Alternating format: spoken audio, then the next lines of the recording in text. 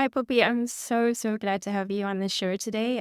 I think it's really just, for me, really exciting because I've been following you, like I said earlier, for a while, looking at your reels, looking at your adventures. And it's just so crazy that, well, it's actually not crazy. It's just a really good thing that we can connect online like this. So thanks for joining me. Maybe just to start off, how has your day been and what are you coming out of that you've honored us with your time? My day has been chilled. I try not to squeeze too much into the day. So right now I'd like to go back to cover the war on Congo's minerals just to raise awareness. So I've just been focusing on that, getting flights ready, visas ready, and just taking it easy because I know once I get there, oh, it's gonna be rush, rush, rush. So nothing much today. Okay, Nothing no, much. that's true because I did see on your reels as well, like the different outfits you were trying and things that you needed for the trip. But we can get into that a bit later. So, Poppy, like the tradition of the show is that I generally will first ask, what is your adapt story? And initially, as context, this podcast was called Adapt, mainly because I am really interested in people like yourself who have not just adjusted to changes in their lives, but you've also managed to adapt, which I think is just very different to just adjusting to changes. So if you can just summarize your adapt story from whichever angle you have free reign on what that is. What is your adapt story? Okay, so I think for anyone who doesn't know, I'm a travel vlogger. I quit my job in 2020. I was teaching English in China, quit my job during COVID at the start of COVID because I hadn't been happy in that job for a long time.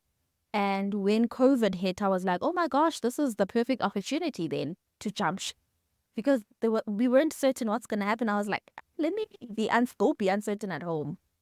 And then I started my vlog, the Poppy Show, and I I basically made it work because I didn't have funding in the beginning. I remember coming home from China with 5,000 rands in my bank account. And it wasn't much then, you can imagine now. But I told myself that, you know what, this thing is going to work. I just worked with what I had, I didn't live above my means. And I just doubled down on my personality and talent and consistency because I knew that what I had was special and interesting, Mm. and that once people got to see it, the right people got to see it, then it would definitely make me money. So I adapted to the situation that I was in. And even now, I continue to adapt to the different situations that I find myself in. Wherever I am in the world, the DRC, Gabon, China, anywhere I am, I just do what everyone around me is doing. I don't try to stand out or, disrupt anything. And yeah, that's how I manage to adapt and yeah, go with the. No, like so many things that you touched on already that my brain is immediately like popping is, you know, actually do before that in China. And then also I'm just wondering like with the actual show, because I feel like for me that's exactly what's so unique about your content is that you're really not trying to replicate, especially like a Western format of like travel vlogs. I feel like when I watched it, I just thought, wow, this is so unique. But also because I'm South African, it sounded like I can't explain it. And I don't know if you've asked some of your followers as well, but for me, it felt like it was just a very familiar voice, but one that I feel you only hear at home. And it's, suppressed, especially for mainstream social media. I hear you. I totally understand. So I studied industrial engineering. I worked as a business analyst for about a year and a half. That got boring, and I think more than boring, it was difficult for me. I'm not really a corporate girly. I don't thrive in that corporate space. We would work long hours, we'd take work home. It was cutthroat, dog eat dog, all of that. I was like, I don't like this. Mm. So I then went to teach English in China. That was a very relaxed environment, but I just didn't feel challenged. I was like, well, ABCs every day for the rest of my life. I can't see it. I'm a smart woman, So I want to exercise my intellect a bit more. So that's then when I decided to start the show, because I knew then with the show, I choose my own projects. I talk about the things that interest me, the things that challenge me, that stretch me. And I'd go to places that, I'm interested in. And yeah, that's what I used to do before the show. I find that so cool because we sort of have parallel stories. The only difference is I ended up in Europe and, you ended up exploring Africa. What makes it so cool is that you've just owned this thing. And was that the goal in the beginning? Because I also checked out some of your YouTube content and I saw one of your first videos. I think it was 2016 or something about I don't Episho. even want to look back I on think you those. should. Okay. I think you should. I think that was I'm so embarrassed. no, Okay. don't be embarrassed at all. I actually think you should redo one for your hometown, like now versus then. Yeah. Because I think that one was like the beginning. You just seemed to be reporting like carefree and you were like, this is where I live. I don't know what's happening there, but there's something there. It was really cute. This is where it all actually started. You just didn't maybe, like, did you know it then? It doesn't seem like it. It feels like it's just different puzzles coming together. And then later on, when you look back, you're like, you're a natural vlogger. Yeah. I think at the time I was just killing time because I remember I was on leave. So my grandmother had passed away. I'd asked for time off from work, but it was around the time that my visa was expiring. And I had asked my employer not to renew the visa because I had resigned. So I was serving Notice? dead. Yeah. So when my granny died, I was like, oh, I want to go home to bury my granny. But then I just didn't feel ready to leave the workplace yet. So I was like, guys, can you please renew my visa? And they were like, girl, it's going to take months. I'm like, okay, cool. So in those months, I was here on the African continent, just, you know, killing time. And I started with the YouTube. It wasn't even for money. Like, I don't remember it being for money, I don't remember thinking about money. Come to think of it, because I'm trying to think of why did I start that YouTube. It was just to express myself, and I suppose to get as big an audience as possible, but it was mostly just about expressing myself as I am and hoping that if anyone likes it, they enjoy it. Yeah. No, I definitely enjoy it. And it's also, I can't explain it, but like once I left home, I started to have an appreciation for things that I mean, I think I appreciated them before and I maybe noticed them, but like, especially in the winter months, yeah, like an appreciation for South African culture, the music, like things that I normally would be like, yeah, we have that, it's normal. Now I'm like, oh my gosh.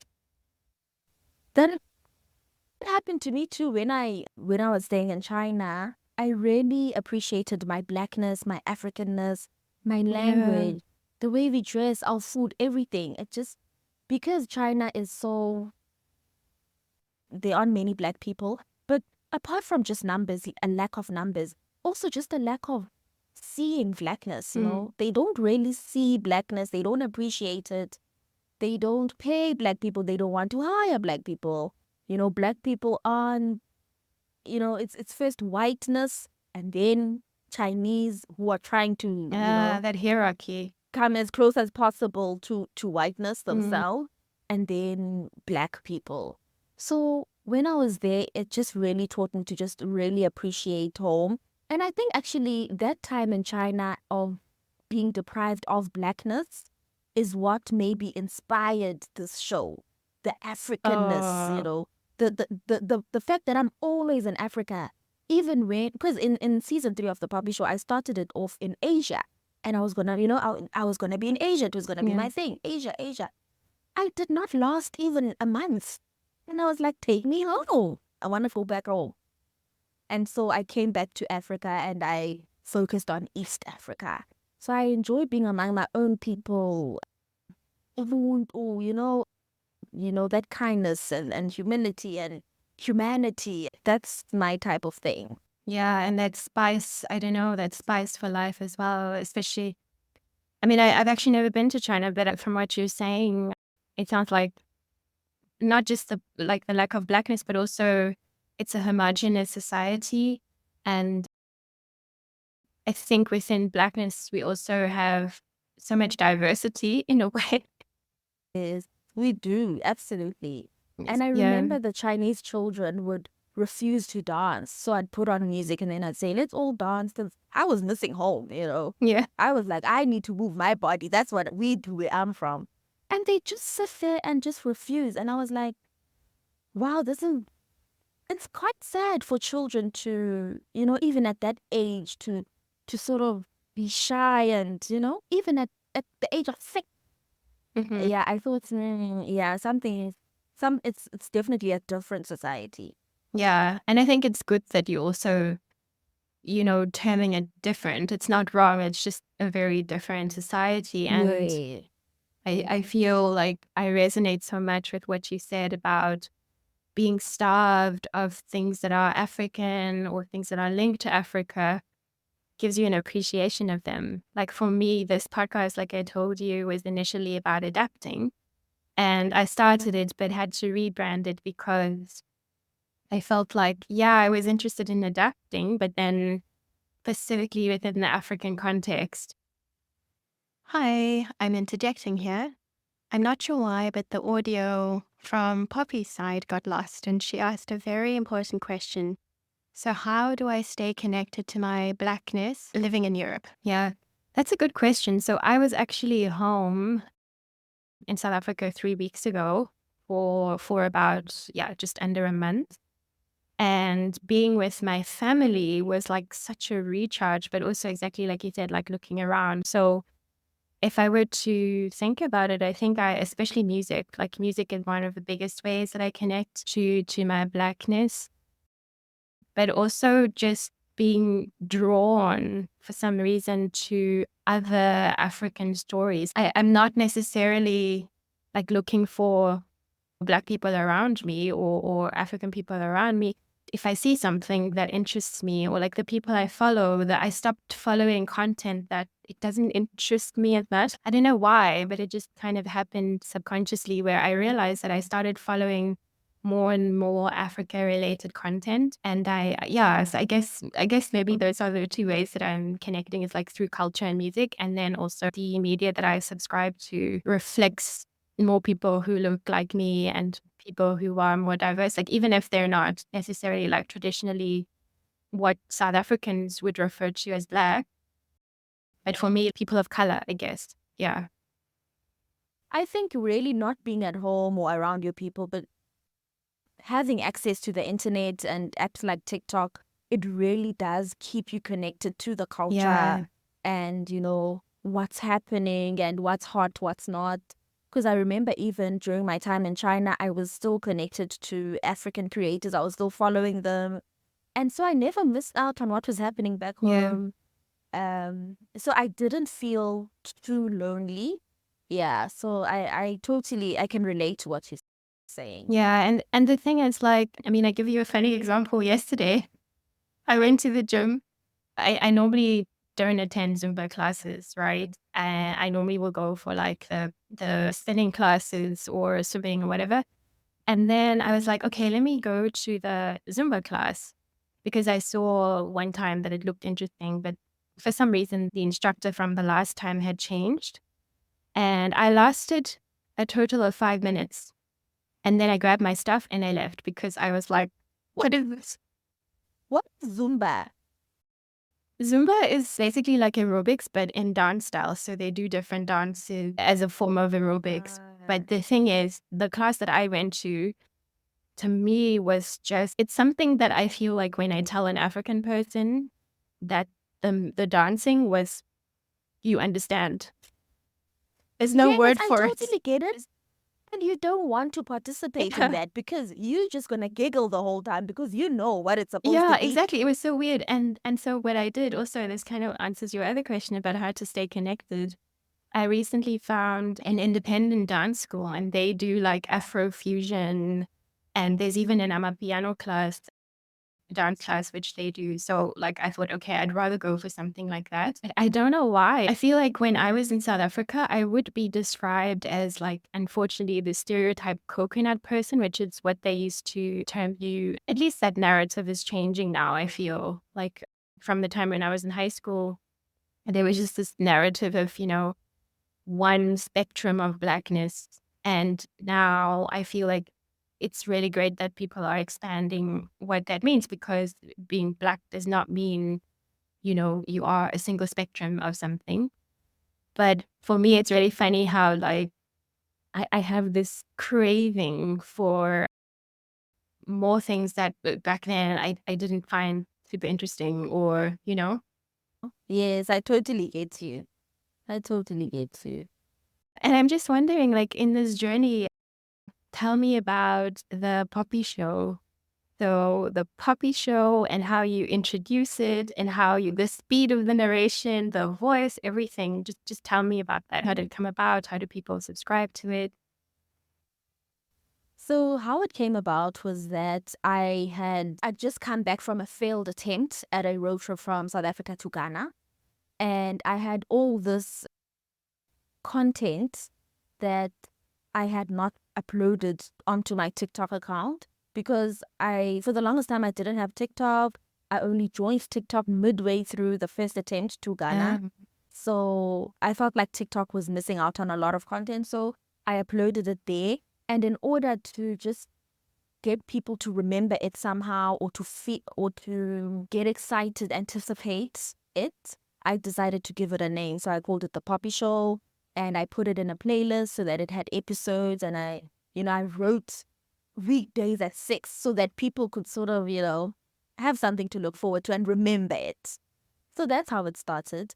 The narration, wow, I think subconsciously I was inspired by that guy.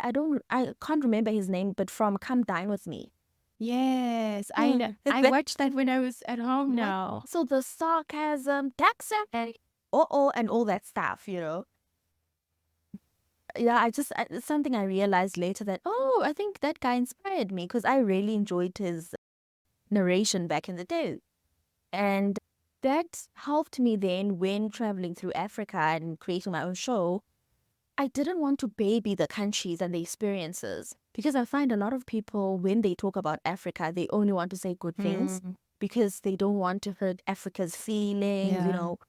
Africa's already down and let's not kick a horse when it's down Yes. type of thing. So I was like, if a box is broken, that's the first thing I'm pointing out. I don't care who's crying, you know. I don't care if Tanzanians are crying, Congolese people Bed are crying. I bugs, don't care. everything. Bed bugs, I'm gonna talk up. So. So that's the narration for anyone who's not familiar with the show. The style of the show is really see something, say something. So to the point where I don't even plan the episode. I like to walk through the city that I'm in and just talk to people, talk to everyone around me, and yeah, and whatever comes out of that comes out of that. That's the show. No, that's really, I mean, I can totally put a stamp on that as a follower as well, is that it just sounds very authentic. It doesn't sound rehearsed. It doesn't sound like, like I said earlier when at the beginning of the session, is that it doesn't sound like you're trying to package it into a specific format, like especially with travel shows. I don't know if you remember Top Billing. I don't know if you're too young for that. I remember it. And I do not want anything to do with such a show, unfortunately. Yeah, and I mean, I think like growing up, those were the type of travel shows that, or like travel vlogs that we would see, where they will obviously hire one person of color and they'll try and make it look diverse, but then the delivery is so, it's White. it's packaged. Yeah. And the lighting is this and the hair looks like that and the bodies have to look a certain, and the face has to look a Yes. certain way. And for me, those types of shows were more, when I think of shows like that, and those shows are still around, I think of, they cater to a tired, corporate, overworked girly with lots of money to spend and very little time. Yeah. So they definitely have an audience, Some people DM me all the time. Plus, do what you're doing. I enjoy the show, but I'm not gonna do what you're doing. I'm too tired. I I, I work too hard. I want comfort. Yeah. So I mean, I appreciate those shows because they tell you exactly where to sleep, what to do, and you're gonna have a great time, and they paint this beautiful flawless picture of a holiday, which is great, and that's what some people want in life. They don't want anything else. Yeah. But for me, certainly, oh no, no, no, no, I could not. In fact, I don't like to travel to a city or a country that has its tourism in order, you know? That's why I enjoy Central Africa so much. Those people do not have the ish in order in terms of tourism, in terms of infrastructure. So you have To guess. yeah, so you have to find your own way. You have to discover things. And that's what I enjoy. That's what I enjoy. So yeah, there's something for everyone, I guess. Yeah. And who are you catering for? Who's your audience? Who are you trying to inspire? Who are you taking along with you? Apart from this avatar or target group that's, tired and they wouldn't do what you're doing. But at the core of it, who are you trying to reach? I think I'm trying to reach the person on a budget, who's on a Mhm. budget, who wants to travel, but they can't afford these luxury Yeah. things. So that's who I'm trying to reach. And I'm trying to say to them, I see you, you're not alone, and you've got them, you know? And I'm also targeting the adventure traveler, someone who's done all the glitz and the glam and would like to now find their own way, do something different, have a different, interesting story to tell at dinner. Instead of, oh, I went to Cancun. Oh, I've also been. Oh, I like it. Did you try this?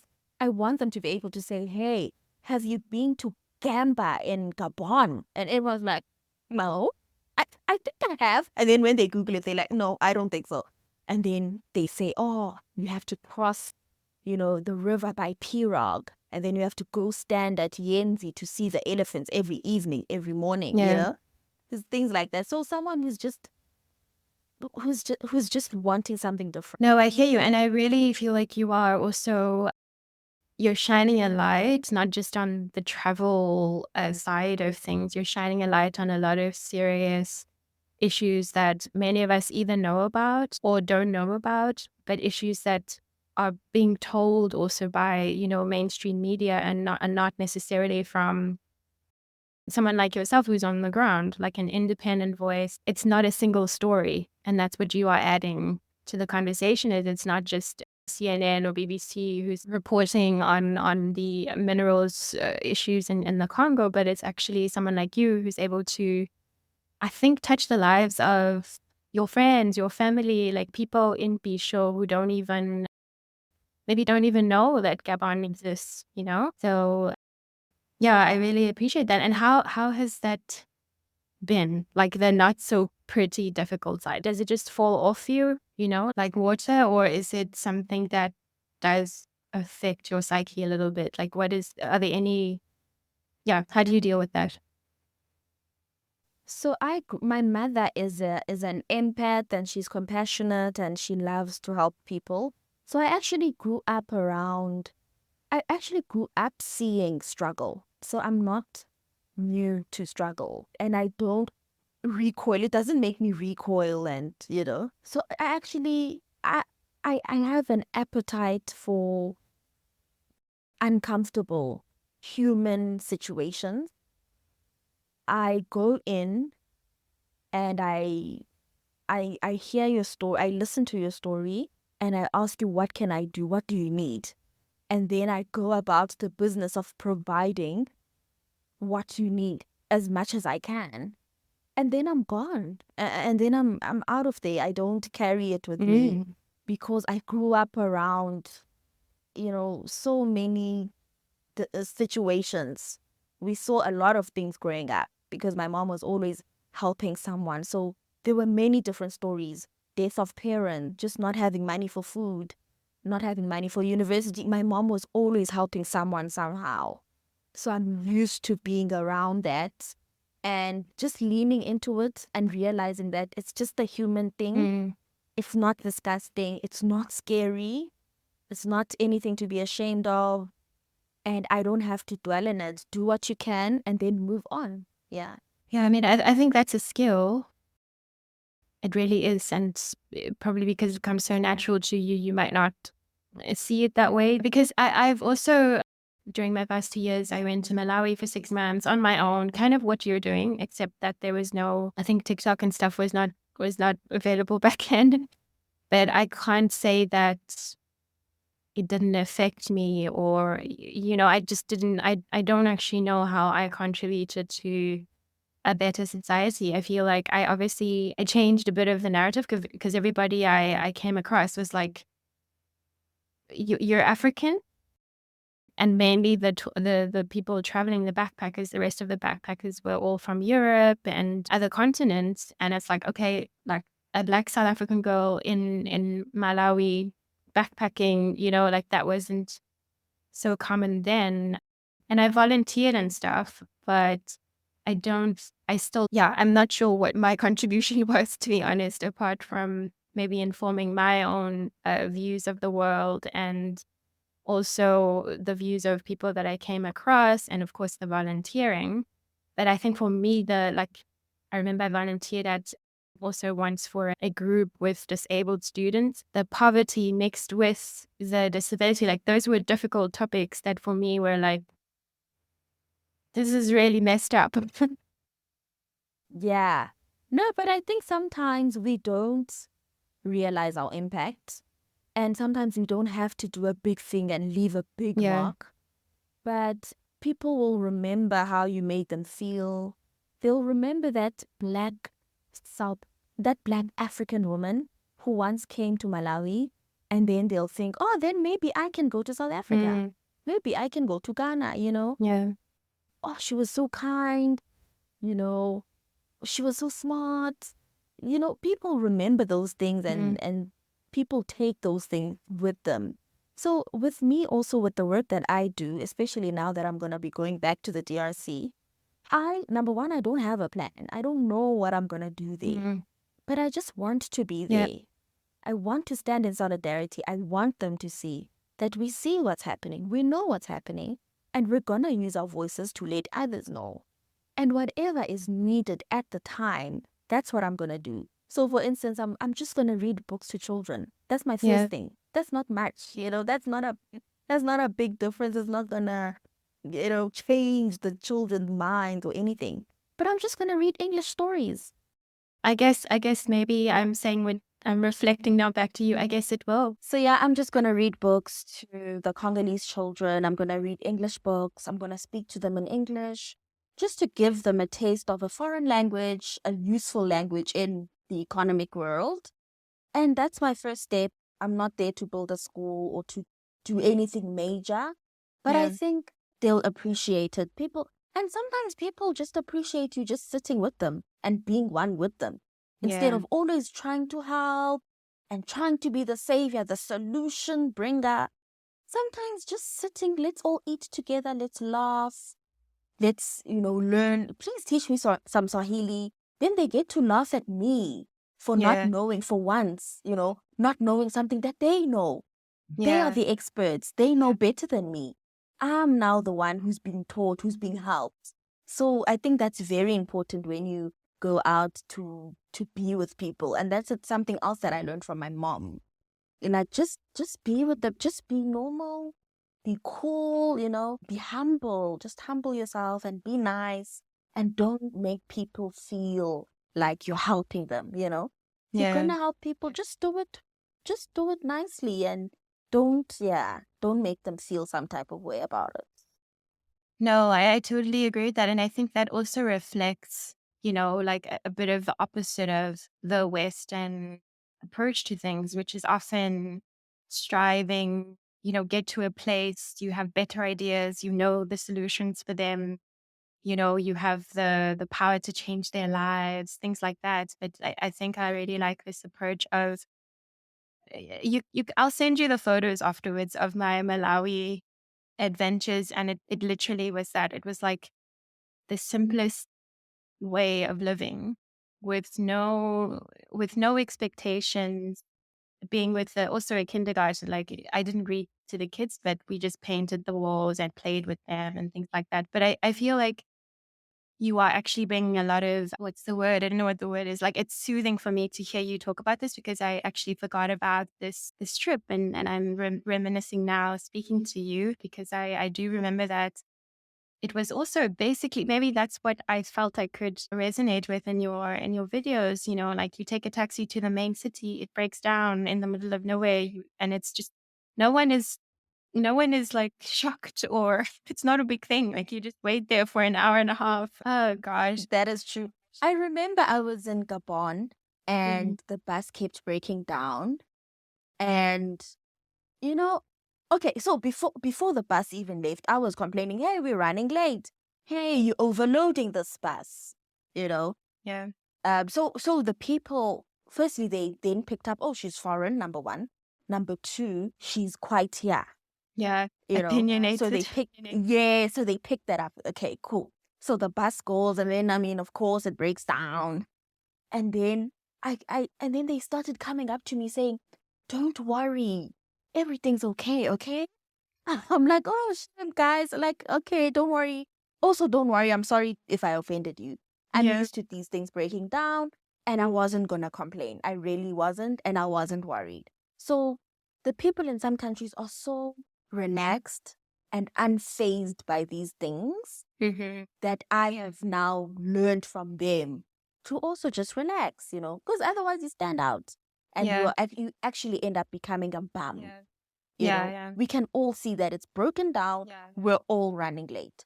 Don't be a bum about it. So yeah, Yeah. I've had to learn to like put pressure on the driver, to act right, but also like, what can we do? No, totally, that's true. And I'm just wondering, actually, like, on that topic, sometimes I do feel, I don't know, for me, I don't know, I'm really curious how you are navigating this with yourself. It's like, it is 2024, right? And even though I'm also like a big supporter of, like, on the one side, my mind is like, yes, we should totally go with the flow. This is the way things are. We can't change them. And then on the other part, my mind is like, why are people still, having to go through these experiences in this day and age? And I don't have an answer. So I'm asking, do you have one maybe? I honestly, for me, it makes me so angry because I feel a sense of disrespect for the people who have to go through all Yes. those, for example, those breakdowns. So The I am, dignity. yes, thank you. Thank you for saying that. So I am just a tourist. I'm angry because I'm angry because I'm angry, whatever. But I also, just above that, I think of these other folks. They live here. They work in this region. This is all they have. This is all they know. And whoever's in charge of making sure that, there's quality service delivery is Mm, just not doing it. And it makes me so angry because yeah. I'm going to leave. I'm just passing through whatever. I can create content from this and make some money. Yeah. But other people, this is their reality. And it just makes me so angry. And one example I have is in the DRC, actually, Eastern DRC. So I was traveling from Lubumbashi, which is a major city in the DRC, to Goma, another major city. Tell me why there's no good road that connects the two cities. In 2024. Exactly. How are Yeah. people supposed to go look for job opportunities between these two, cities? We were stuffed into overloaded overnight pirogues, so unsafe. The one ship that services, what's it called? Oh, I forgot the place. But the one ship that services this other Moba, yes. The one ship that services Moba once a week broke down. And then the people who was trying to move from Moba to Kalemi so that they could fly to Lubumbashi for job interviews, those people missed job interviews. Mm. Oh, It's like already these folks aren't the richest folks in the world. So they kind of need every opportunity that they get. They need to show up and perform. And now they constantly having these excuses about missing flights. mm. It's ridiculous. The people of Congo deserve better. It's absolutely ridiculous. The roads are Yeah. shabby.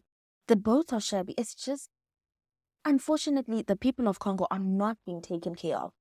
They're not being taken care of by the government. They're not being taken care of by all those organizations that are benefiting, profiting from that country. Hmm. They just not benefiting. They not benefit. And in Goma, you see, all those humanitarian vans, these white vans The with UN. logos of the UN and all other types of, NGOs. Yeah. People are on the streets. They are begging for food. Some are even resorting to going to stay in the camps for displaced people just so that they can stand in line to receive donations. Yeah. So Yeah. the people of the DRC are not being taken care of. Yeah. No one is. It's unacceptable. And I mean, the DRC has a very long history of mineral exploitation. And I guess that and the different wars and, like that leading to, like you said, the displacement of the people and a whole society. Do you also feel in any way like some of these issues are not unique to the DRC? I mean, when I hear you speak, I feel like even as a South African, there are places in South Africa that are not they're not being exploited for minerals, but they are, the inequality there is so high, or it's so shocking. Yeah, do you feel like there are any similarities there? I think all over the world, this is how it is. Especially, well, let me not say especially because I'm not sure. I was going to say especially in Africa, but I only know Africa, so I can only speak for. But yeah, every country, has these issues of underserviced people, Yeah, and sometimes I feel guilty because I am focusing on the DRC when South Africa is not perfect either.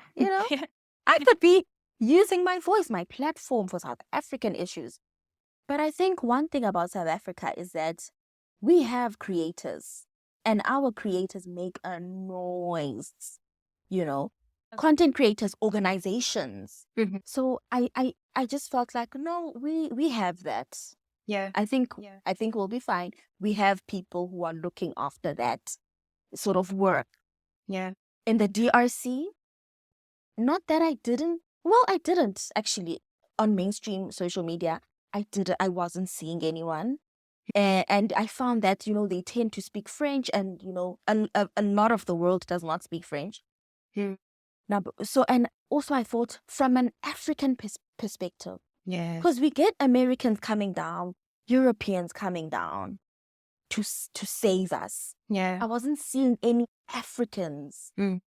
And I thought, especially with the sort of xenophobic climate that South Africa has with every other African country, I was Mm-hmm. like, wouldn't it be nice to have a South African represent South Africa well in another African country?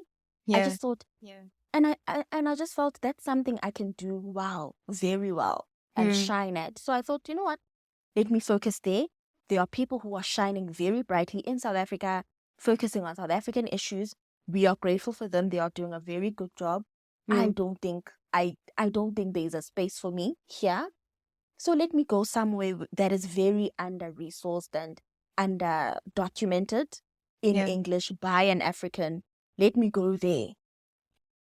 Yeah, and that's what you're doing. You're really adding to, you're kind of, what's the word? Like you're dispelling, melting this single story. And I really find that so fascinating. I'm just wondering, like, I mean, I know that we don't have, I wish we had a long time to talk about the actual political issues that are happening in the Congo and, like sort of the messages that you also share on social media. But I think this is also a good reason for our audience to then, just tune into your channel and join your friend circle. So can you just maybe tell us about that? Okay, so when you go onto my page, you will see those are literally just adverts of the actual show. So the Yeah. real show happens on my Instagram close friends, and you can click the link in bio and subscribe to my Instagram close friends for exclusive content. So Mhm. the fullness of the show, all the explanations happen in close friends, but then I post reels just as adverts to call people to close friends. Yeah. So a lot of people only watch the reels and they're like, I absolutely love your show. And I'm like, oh, okay, well, that's good. I suppose the reels are a good sort of, they are a show in and of themselves and they give quite a lot of information.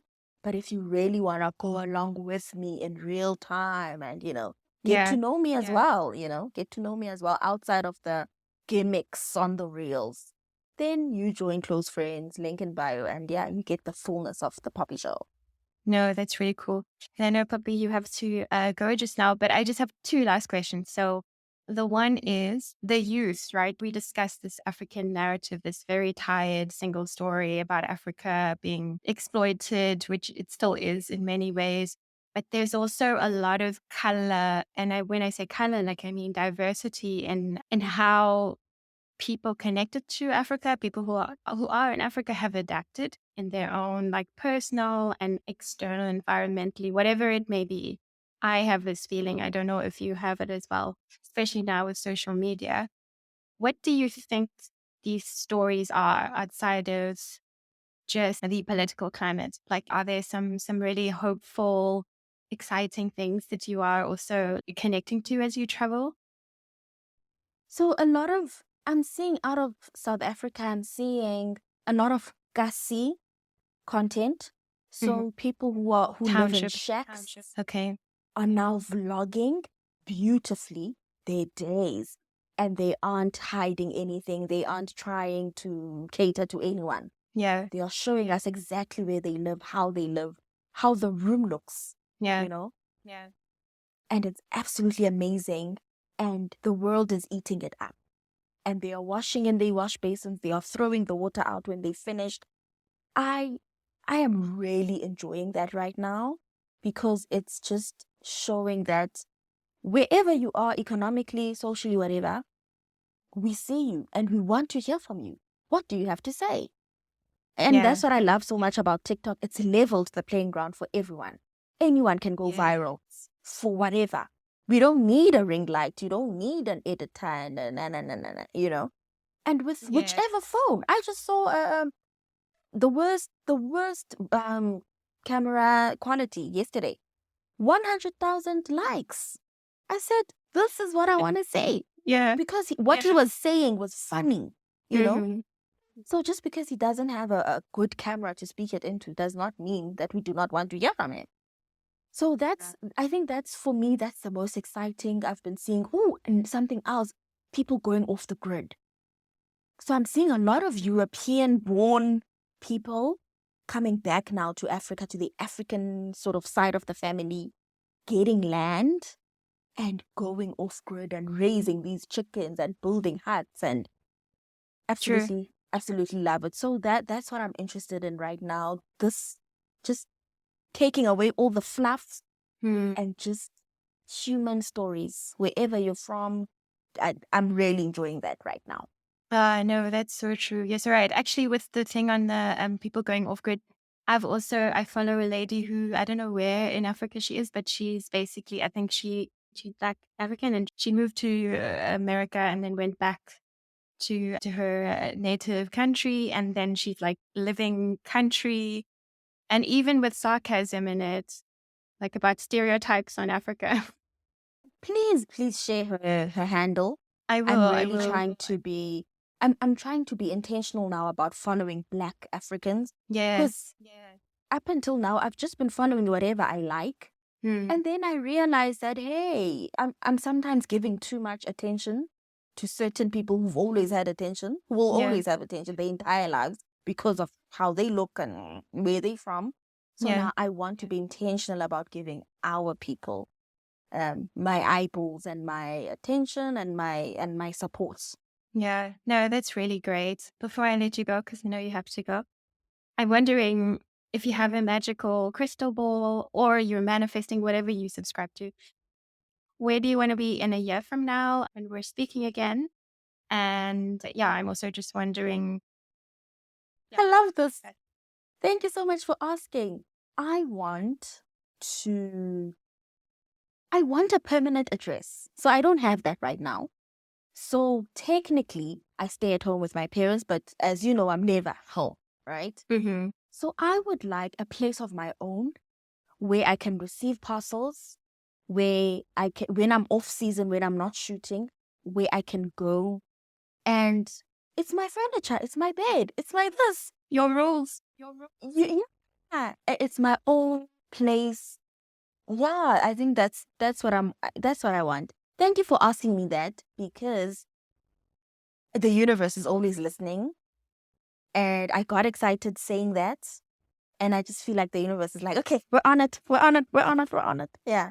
So that, oh, and one more thing, a life partner, yeah, Oh, yeah. that's really lovely. Do you know what I really appreciate about what you just said? Firstly, may you be, blessed with that. Thank. And I think secondly, I really liked that your answer was not based on your career. I feel like that's refreshing. But when I ask certain people that question, they immediately assume that, or at least they immediately go to, oh, I want to have, I don't know, 200,000 followers or 1 million followers, whatever it may be. So it's really refreshing to me, and also just so, yeah, very human that you went with the things that are closest to your heart. So, yeah. I just feel like after doing this work for so long, I I I, I now, I don't need more followers. I Yeah. feel like I do have a community, and that community does nourish me and it does validate me. I don't need it to be at 1 million. I Yeah. think there's enough people now, you know, following, unfollowing, following, unfollowing. But there stays a good pool of people. Yeah, I don't think it needs to reach 1 million or anything like that. This is fine. This is fine. And yeah, I don't know. I think I'm also at a point in my career where I'm trying to do less in terms of chasing the algorithm, chasing numbers. I'm trying to like not hustle as much Mm. and focus as much on numbers. I'm just Now I just want to be myself. I want to go back to that old YouTube video. That, I want to go back to that playfulness, because I'm quite burnt out. I can feel it now because I've been chasing money quite a Mm. bit. I've been trying to do things that I feel will get views, because if I get views, then hopefully people will subscribe and nah, nah, nah. But I actually felt, even with this project going to the DRC soon, I won't be charging for close friends. They won't be close friends. Everyone's gonna get all of it. So it's out of my own pocket, and donations, of course. So it just feels so good. It feels so good to not chase money. It feels so good to do good and not expect anything in return, and just let it go and let the universe decide what will come out of this. If anything, might not be anything. So I've just been trying to just take a step back and not chase as much, and go back to what I like, you know? Yeah. Yeah, the simple things, yeah.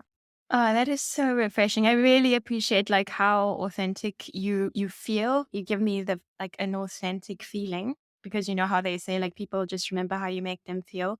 But also I think with that energy, this contentment that you seem to have, I can't imagine. I don't know the answers to the universe, but like I can't imagine that, good energy won't follow that. I feel like it's the energy you bring and the energy that will follow you. And yeah, I really hope for you that you actually connect with your life partner, that you have your address.